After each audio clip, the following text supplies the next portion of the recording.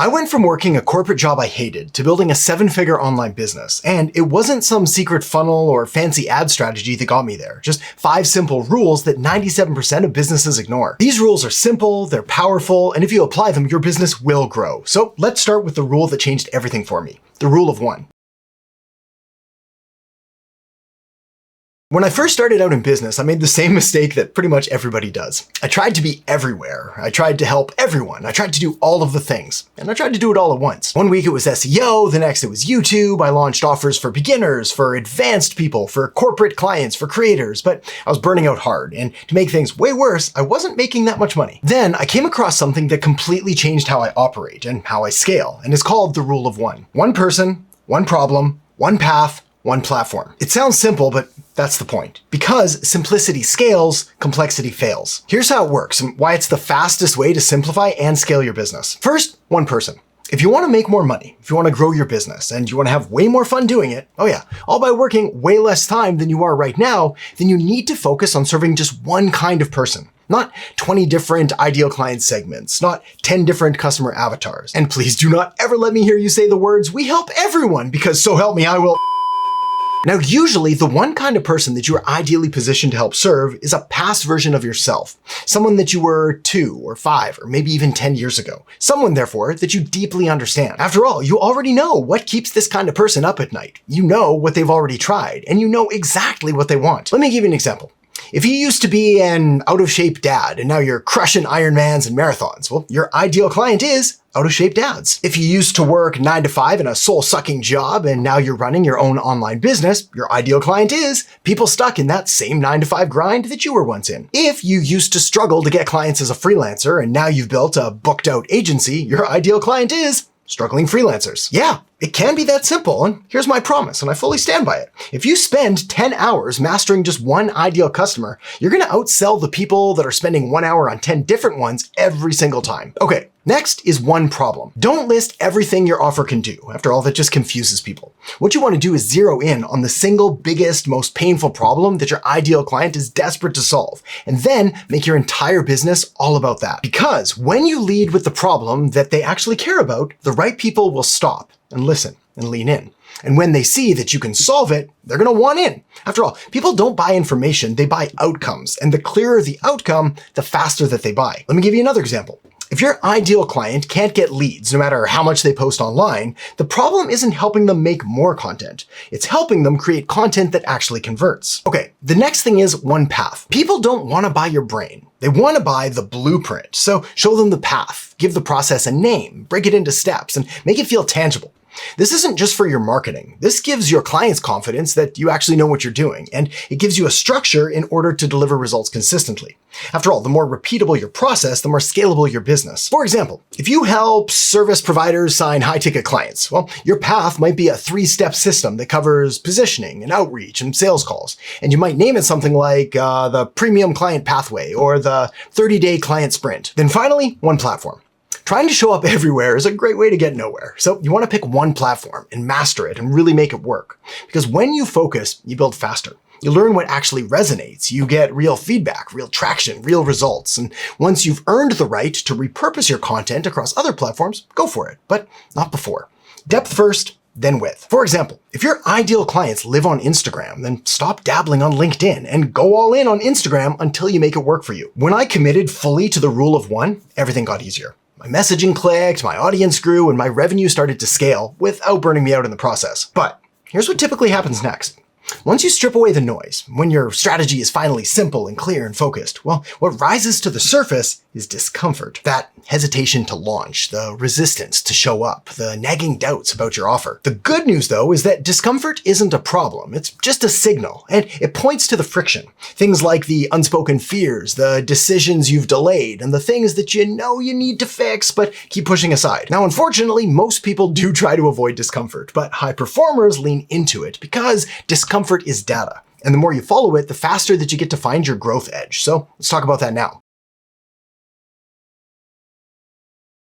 Tell me if this sounds familiar. You check social media, a competitor just posted their latest product launch, another competitor is running ads pretty much everywhere. Meanwhile, you've got your own funnel that's half finished. Your lead magnet feels stale and outdated, and your last email, well, it barely got opened. Ouch, right? Well, what you're feeling isn't failure. It's just a signal that something isn't right. Discomfort in marketing is data that often points to some kind of misalignment. Maybe it's an offer that isn't converting, a message that isn't landing, or a strategy that's kind of gone stale and hasn't really been working for months. Now, like I said, sadly, most people ignore it and they bury this feeling in more planning and more learning and more waiting. But I've got some news for you, and that is that this discomfort that you feel, it's just going to keep showing up until you deal with it. This might mean updating your funnel, rewriting your positioning statement, launching that campaign you've been sitting on. The secret here, and it's not really that much of a secret, but you got to do the thing that feels uncomfortable, because that's where change actually happens. Growth doesn't start with certainty. It starts with discomfort, and the confidence only shows up at the end, after you've taken all the actions. Dan Sullivan has a model for this that I really like, and it goes commitment, courage, capability, then confidence. Basically, you don't start with confidence. You start with commitment and making a decision. You get courage not by not feeling any fear, but by acting in spite of the fear that you already feel. Those actions lead to you developing capabilities, and then those capabilities are what actually gives you confidence, and more confidence than you could have ever imagined.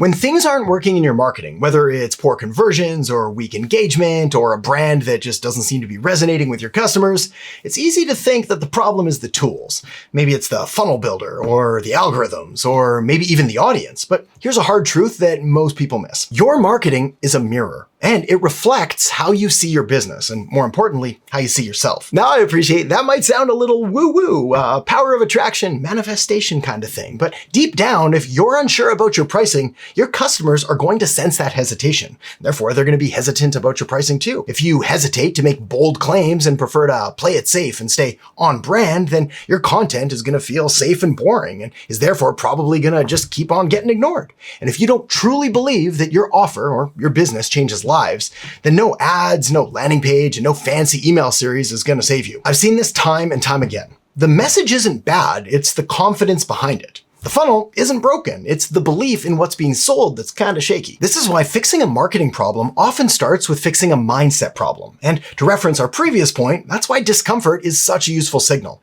It shows you the gap between who you are and who you need to become in order to scale your message. So here's what you want to ask yourself. What is your marketing reflecting back at you? What is it saying about how you're showing up? Are you showing up with the belief that what you have to offer is important, useful, valuable, possibly even life-changing? It's my view that if you truly believe in what you're selling and you know that it has the power to improve someone's life, then you don't just have an opportunity to help, you have an obligation. And when your belief catches up with your ambition, everything changes. Your messaging sharpens, your voice strengthens, and you stop hesitating and start leading. And this is the invisible shift that often unlocks very visible and very tangible results. At some point, every marketer, every entrepreneur, every business owner hits the exact same wall. They try to do everything themselves. You write the copy, you design the slides, you run the ads, you tweak the landing pages, you update the CRM, and still, growth feels slow and the needle barely moves. Now, the usual instinct here is to just work harder, put in more hours, burn the midnight oil, hustle and grind, that kind of thing. But that's not the answer. The answer is subtraction. Here's the rule. Every task you do needs to earn you at least 4 times your hourly rate. Otherwise, delegate it, automate it, or delete it. Dan Martell calls this your buyback rate, the hourly amount you should be willing to pay someone else to do a task so you can focus on more valuable, money-making work instead. To calculate your buyback rate, take your annual income and then divide it by 2,000, which is typically the hours in an average work year. Then divide that by 4. Now, why divide that by 4? Because you want at least a 4 times return on the time that you buy back. So for easy math here, if you make $100,000 a year, what you want to do is take 100,000 divided by 2,000, which gives you $50 an hour. Then $50 an hour divided by 4 gives you $12.50 an hour. So the rule says that any task that you can outsource for less than that price needs to get off your plate immediately. Your time is more valuable when focused on strategy, sales, leadership, or anything that drives real growth. Because here's the truth.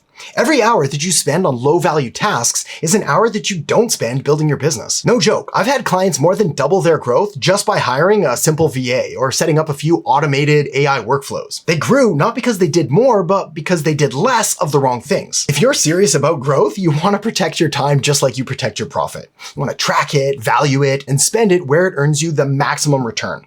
This is how founders go from operator to owner.